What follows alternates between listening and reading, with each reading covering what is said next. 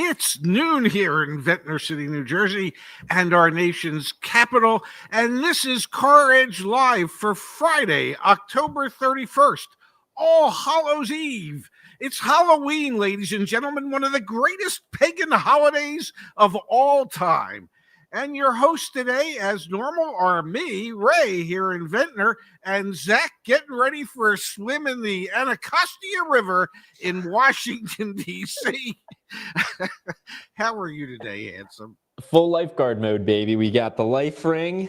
All right, so if anyone needs rescuing, we got the goggles. I'm ready to hop in the water at a moment's notice. We'll probably get rid of the life ring or it'll fall at some point. Folks, today's show, we've got a sponsor. We're going to talk about our friends over at Delete Me in about 10 minutes.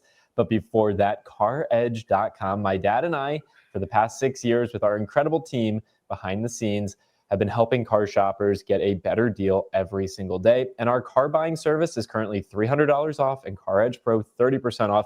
This ends very soon. So please, if you're thinking about buying a car between now and the end of the year, take advantage of our limited time offer. Head over to CarEdge.com, click on car buying service, take advantage of this, meet the team, and book your consultation call. It's 100% free. Now, Dad, we've got a special guest on today's show. Yeah. We're going to be joined by a real-life lawyer, our dear friend Josh Feygin. We're going to pull him into the middle right here. Josh from Sue Your Dealer, Sue My Dealer, Sue the Dealer, and now a new firm, Lemonade, as well. Josh, how are you doing today? Fantastic, guys. Always glad to be here. How are you guys doing? We're doing fantastic. We're doing really well. Absolutely. It's so good to see you here today, Josh, so that you can explain the new practice and exactly what it is that you're doing to help people. But before that, Josh, what's your costume? I am a overstressed attorney. If it doesn't appear on the face. But yeah, I'm an attorney for my costume today. Slept at a Holiday Inn. Well, Josh, tell us a little bit about, for those in our community who haven't seen other streams where you've joined us, I'll pull up both of your sites here so they can check it out. But tell us a little bit about the work that you do for consumers. And then obviously, let's talk about some of the stories you've seen coming across your desk most recently. We'll start here, though. You've got SueYourDealer.com and now your new firm, Lemonade. Give us a little overview. What are you up to, Josh? Awesome. Yeah. So historically, I've been a consumer protection attorney my entire career. For a good portion of that time period, I've been pursuing car dealerships and holding them accountable for a number of types of different fraud. During my career, I've also taken on quite a few warranty claims against manufacturers.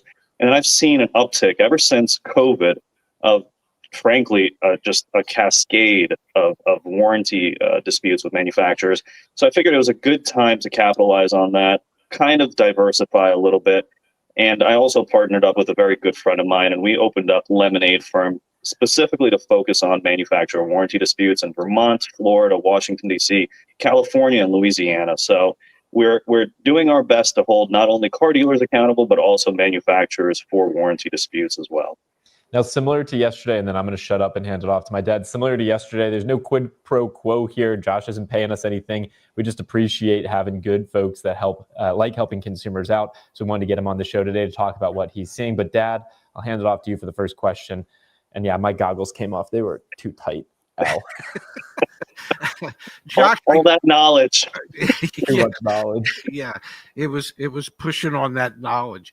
I do have a question for you in regards to dealerships that sell extended warranties, okay, and then don't actually file the paperwork with the extended warranty company, even though they have charged the customer for that warranty and that warranty shows on their bank contract.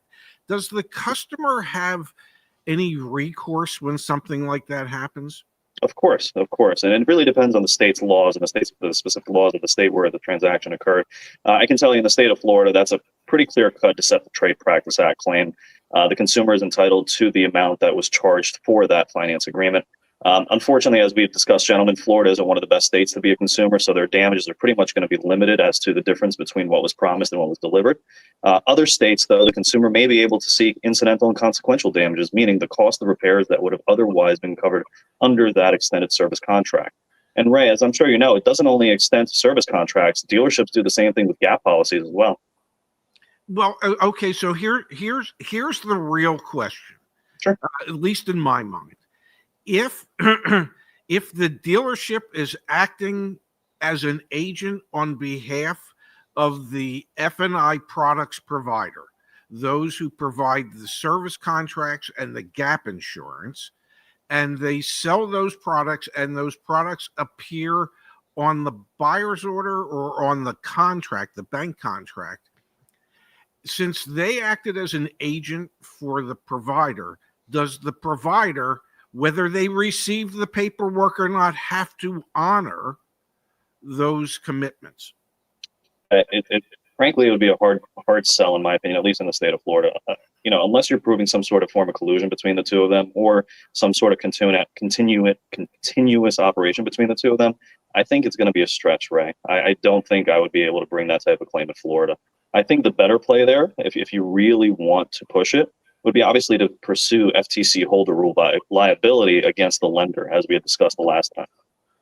Pops, if you don't mind, I'd actually love for today to really be focused on the manufacturer side of things. So apologies for not sharing that with you in advance. Let's focus. Let's hone in there. Well, so maybe we should discuss these things before.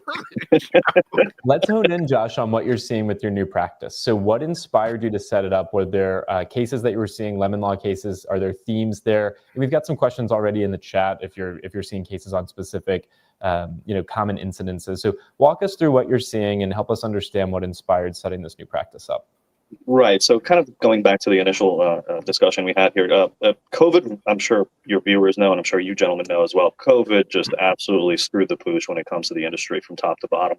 A lot of the vehicles that were produced during the COVID era are now starting to develop more and more defects. As the vehicles have gone through these heat and cool cycles, as the parts have deteriorated from normal wear and tear, it's put extreme stress on these components. And we're starting to see, frankly, an absolute cascade. GM, by and large, anything manufactured by FCA, but specifically Jeeps, which I'm sure surprises absolutely nobody. And I'm also starting to see a resurgence. And the reason why I'm starting to see a resurgence, why I'm saying a resurgence is because I saw them about 2 years ago. It sizzled out, but it recently picked back up. Infotainment issues in Volvo vehicles. Now, with respect to Jeeps, it's that commonplace Jeep, the death wobble that everybody's experienced at some point or another with Jeeps. Frankly, if you don't know what I'm talking about, it's possibly one of the scariest symptoms or one of the scariest defects that I've seen in these vehicles, which is you're driving down the highway, you're driving down a street, and all of a sudden your car gets the shakes to the point where you have almost no control over this vehicle. And it comes and it goes. There's no rhyme or reason.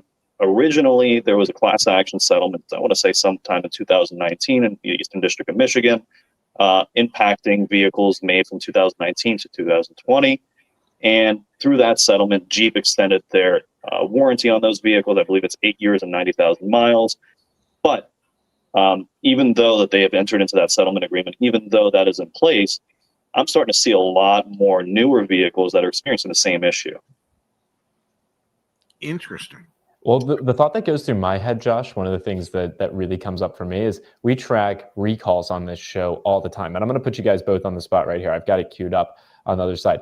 Ford. I know you're not talking about Ford right now. We're talking about the Jeep death wobble. Jesus Christ.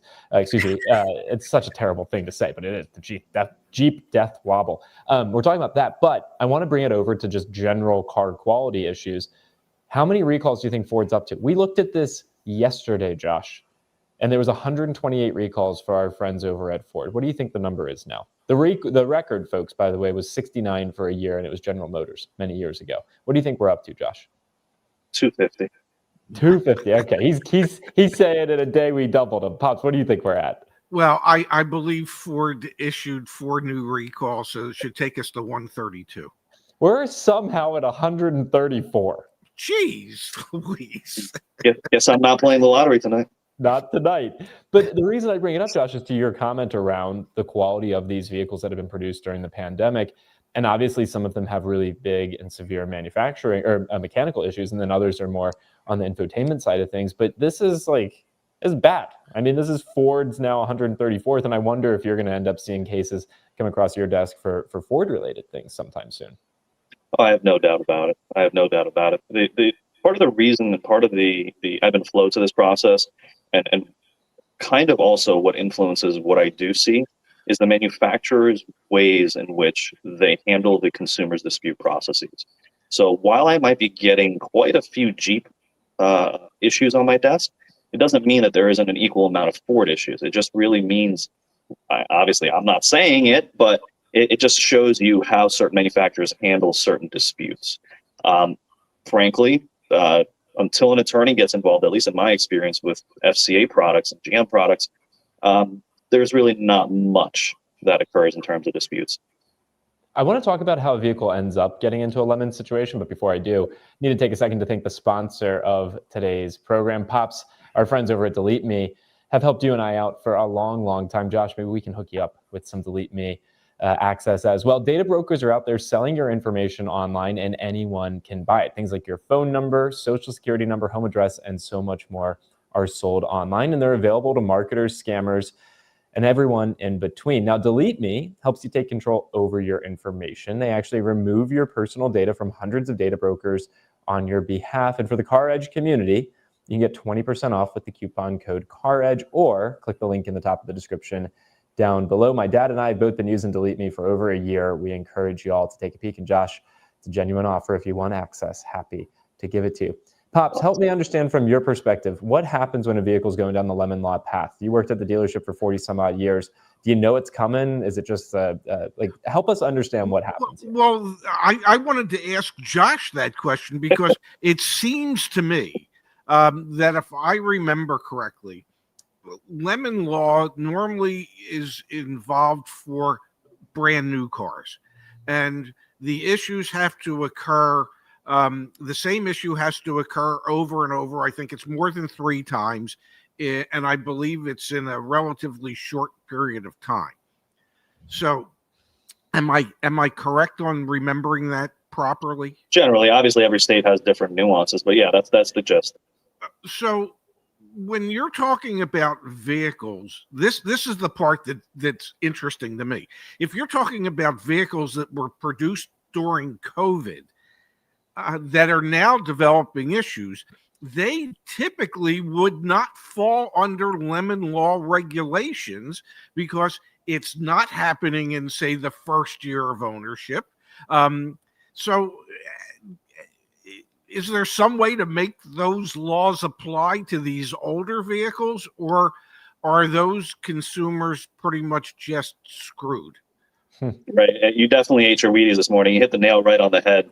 And it's an issue that many, many consumers don't understand. They think that, at least in the state of Florida, the lemon law extends 24 months and 60 days from the date that the vehicle is delivered to the new buyer. And you need to bring the vehicle in for 3 or more repair attempts for the same or similar issue, or the vehicle needs to be out of service consecutively for 30 days for the same issue. Setting that aside, right, we have the Florida lemon law. But just because you don't qualify for the lemon law itself doesn't mean you're completely SOL. The Magnuson-Moss Federal Warranty Act, okay, forces any supplier of goods that issues an express warranty on a motor vehicle, on any type of good for that matter, to stand behind that warranty. And the statute of limitations is 4 years from the breach of that warranty. So many consumers that are coming to me aren't consumers with lemon law claims.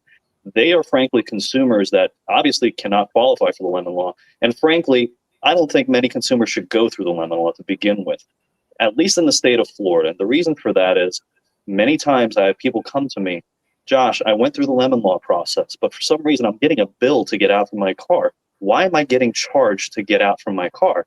And at the end of the day, I tell them you can thank the legislature for that, because if you look at the guidelines for the lemon law proceedings, the manufacturer is entitled to an offset for the usage of the vehicle, which basically means they get to deduct for the mileage that you drove this vehicle. Forget the fact that it's been in for repairs more than you've driven it. You've received some sort of use for it. So therefore, the manufacturer is entitled to that offset. And many times, if you're going above 1,000 miles, you're going to actually have to pay to get out from the car. The Magnuson-Moss Warranty Act, on the other hand, affords the consumer the opportunity to recover cash damages, representing the difference in value between what was delivered and what was promised. So, to answer your question, Ray, yes, 100%, the lemon law doesn't apply to most of these vehicles, with a caveat that the federal law provides another option for them. Are some states, are the lemon laws more consumer friendly in some states than others?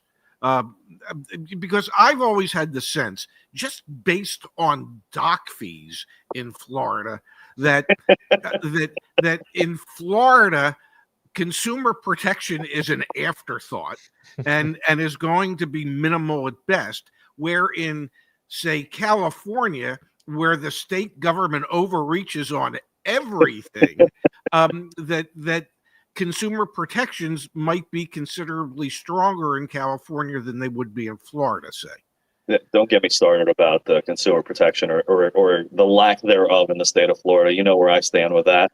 And you definitely, again, you hit the nail on the head. I mean, it's interesting to me how diametrically opposite two states are on complete opposite ends of the country. Florida, extremely conservative in the way that they approach consumer claims, obviously. California, on the other hand, I would salivate to bring these type of claims all day, every day in California. The recovery in California is considerably better. There is no offset, to the best of my knowledge.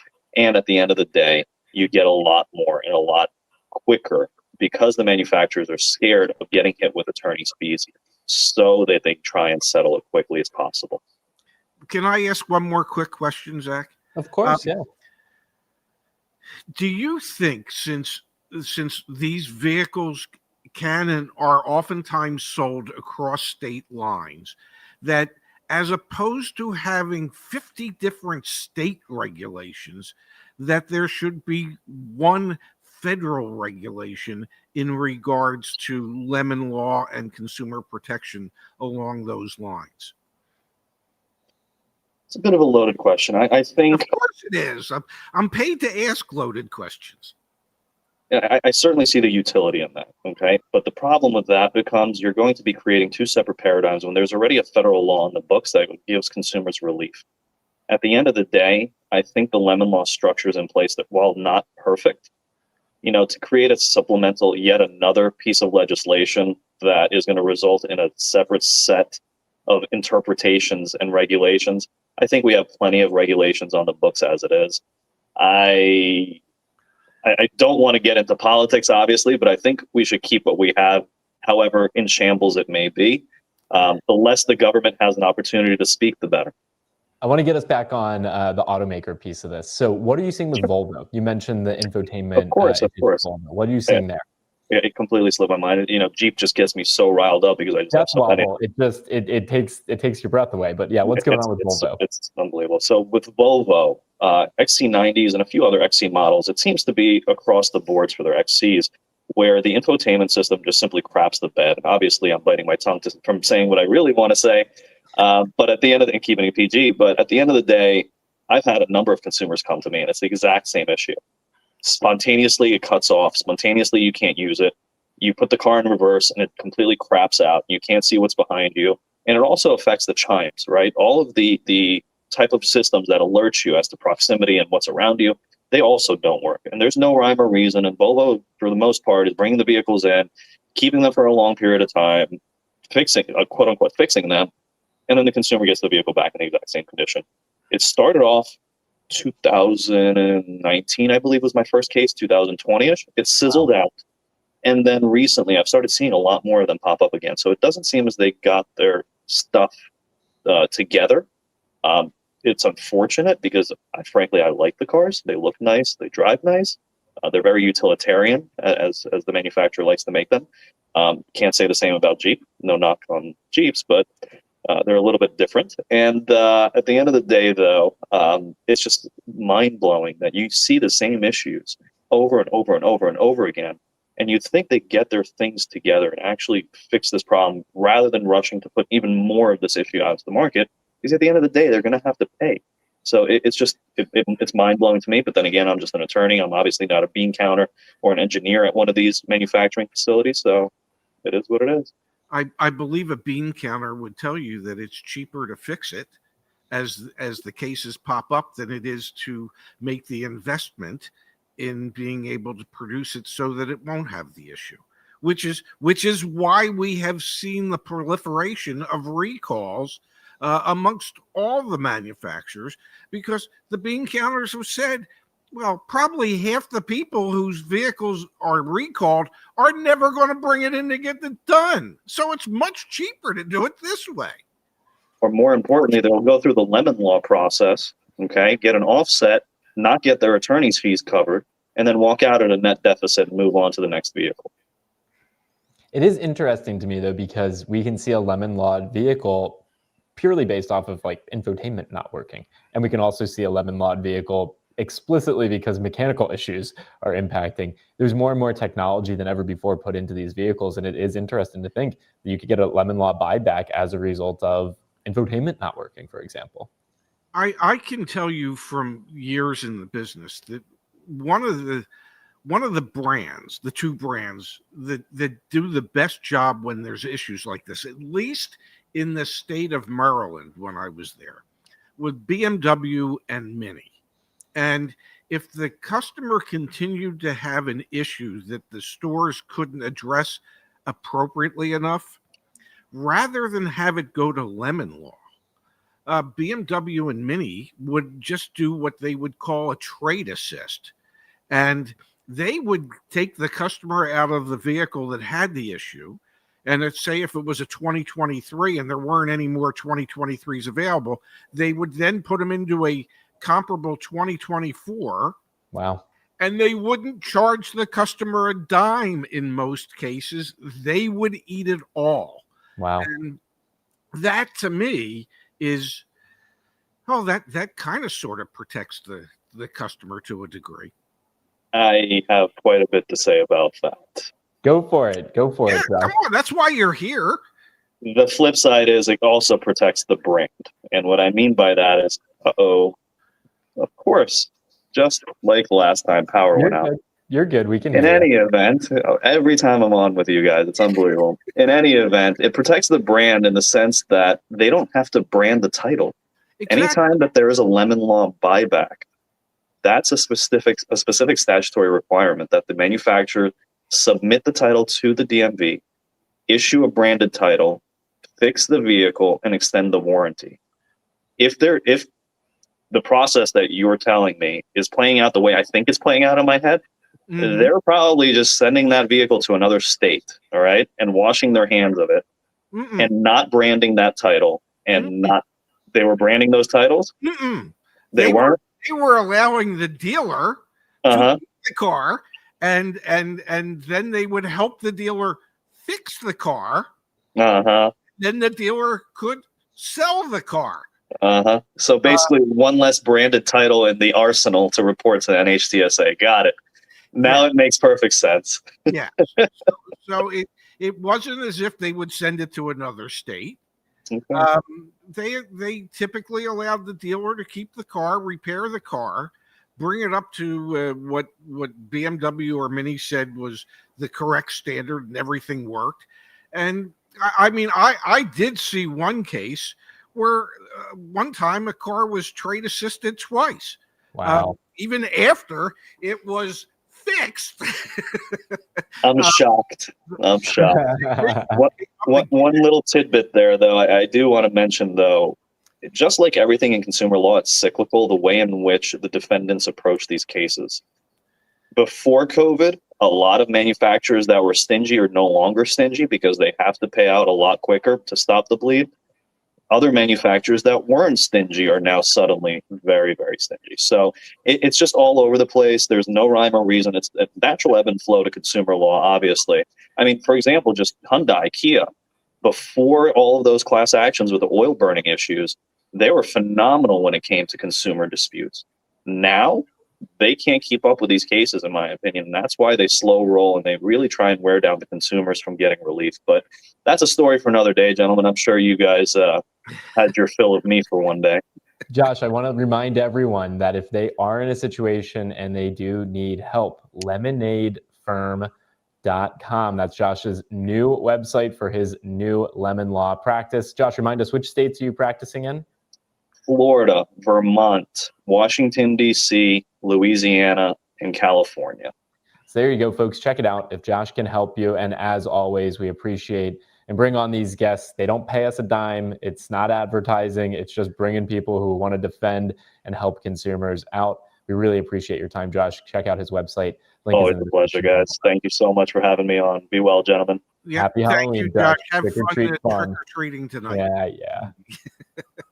All right, Pops, we've got Q&A we need to do every Friday here on the CarEdge Live channel. We pick questions that Space has over on the community forum. If you're not on caredge.com/community, you should be. We've got, Dad, this week a couple questions in the chat here. You ready to do it? I'll do my best. That was quite the intro. From Ryan here, do dealers have less wiggle room when you're trying to lease? How does your approach change if your goal is to lease rather than to buy? Dad, how do you approach this? The wiggle room is typically the same. There could be lease cash involved that can impact the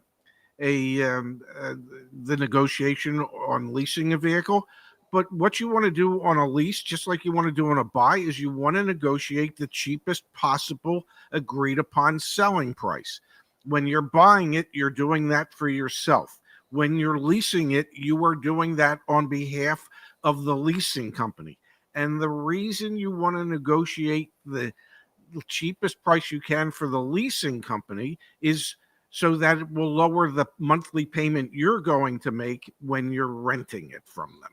Yeah, I appreciate you focusing on the basics there. The basic fundamentals don't change. My dad used the term lease cash there. It's the equivalent of a cash incentive. It's just the incentive. So there might be different incentives from the manufacturer, but the actual steps to negotiate are the same. So the wiggle room doesn't change. And I will call out here, some of our concierges specialize in leasing here. So leasing can get a little bit confusing, a little bit challenging, but I really encourage you to remind yourself that it's the exact same thing as when you're buying a car in terms of negotiation, and there are experts out there who can help you on a lease. From Seabrew Pops, would one expect to get a deeper discount on an end-of-model run of a vehicle when the new 2026 model year will be completely redesigned? Thinking of the 2025 Outback versus the 26s, which are being a complete redesign. Would the fact that the 25 Outbacks are an end model year, would that be a negotiation tactic? Thanks, guys. Love the heck out of your website and YouTube channel. This is a great question, Dad. How does this influence things? Well, it does, because the dealership doesn't want to get stuck with any of the remaining 2025s when the completely redesigned 2026 is coming out. So, yes, you can use that to your advantage.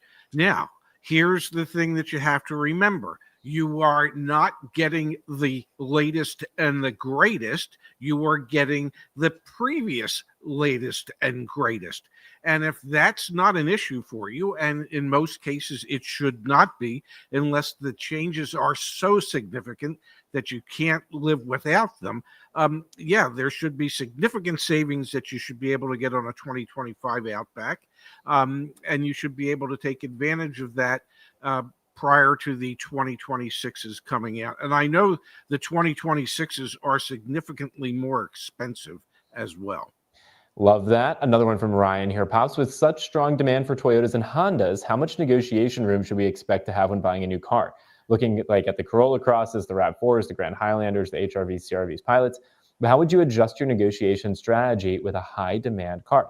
These are great questions today, Pops. Well, that one's easy. You need to see what's going on in your local market area, what the day supply of vehicles are, what the average day that vehicles are sitting on the lot. If there's very few, then you have limited negotiation leverage. That does not mean that you don't try. Much like dealerships who recognize that they can't get what they don't ask for, as a customer, you can't get what you don't ask for. So it is imperative to do your research, know what the local market conditions are. That can impact what type of discounts you might be able to get, or will impact what type of discounts you're able to get. But always ask. It never hurts to ask. What's the worst the dealer can say is no. And I think it also, to your point, Dad, could identify some areas of the country where there's an oversupply or undersupply and could influence where you actually go to purchase that next vehicle. Let's see here, Dad, one more from Broto. We heard that yesterday from Joe Lewis. Yeah. That there's a limited supply of Mazdas in his area in Savannah, and there's an excess supply of Mazdas at the moment in Texas. So that would indicate to me that there's more negotiability for a Mazda in certain areas of Texas than there would be, say, in Savannah, Georgia. I love it. That's such a good reminder. One last one here, Dad, from Brodo.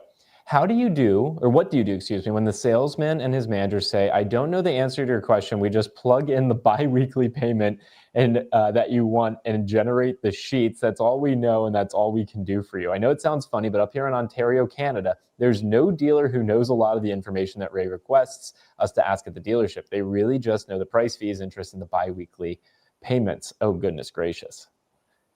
Bi-weekly payments. Oh my God. That is very common in Canada. I actually did CBC. I've been in touch with them, helping them out with some investigative stuff that they're doing. And everything's bi-weekly up there. It is really interesting. Well, how do But you what do you do? Yeah. Let's face it. They have the information. They just don't want to share it. Okay. If the computer can spit out the sheets, it can spit out the rest of the information. They have it. They just don't want to share it with you. So you just have to keep pushing. And it's unfortunate that that one of the tactics that dealerships use, much like manufacturers' lawyers use in cases, is they want to wear you down. They want to prolong and delay the process so that you just get worn down and you say yes.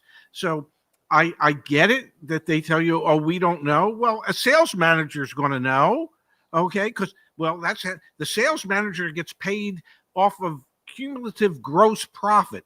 So he knows the profit on every damn vehicle that gets sold. Trust me. So you just have to keep asking. And if they keep refusing to give it to you, you keep asking some more until you find a dealership that will finally relent and share the information with you. Now, if you want to have the tools you need to get the best deal, check out CarEdge.com. Again, our $300 off for the car buying service and 30% off CarEdge Pro ends very soon. So please, folks, if we can help you out with anything, check out our website. We've been able to help hundreds of thousands of people. Dad, just the other day, I compiled up the stats across our YouTube channel, Instagram, TikTok, and Facebook. How many video views do you think we've gotten in the past 365 days? I know you know the answer. I'm not allowed to answer that question because I was part of the fireside chat this morning. 134 million No, views. 143 million. You inverted the numbers. 143 million views across our channels over the past year. Thank you to everyone who tunes in. I actually didn't include CarEdge Live in that, so it probably would have gotten closer to 150 million. So shame on me for not adding that. Hey, we've got JC here, booked a free consult appointment on Monday. Do it. We've got such an awesome team. They're here to support you and to help you.